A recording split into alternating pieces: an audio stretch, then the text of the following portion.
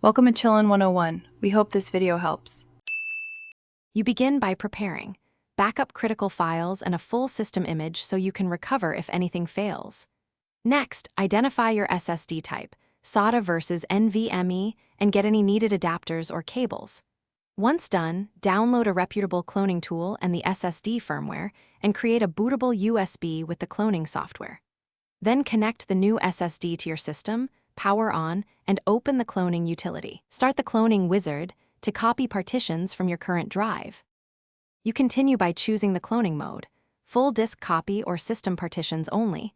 Use sector by sector only if there are bad sectors to preserve. Make sure to align partitions for SSD performance, set 1 MB alignment, and convert MBR to GPT if you plan to use UEFI boot.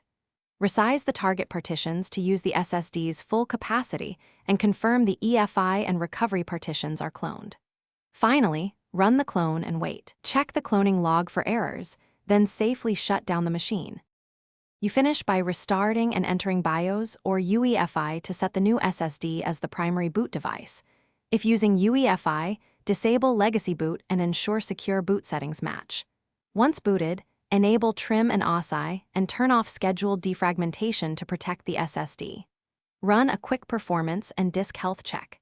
If the system fails to boot, use the system image or backup to restore, or run startup repair and verify the EFI partition and boot flags are intact. Thanks for watching. Consider subscribing if we helped you.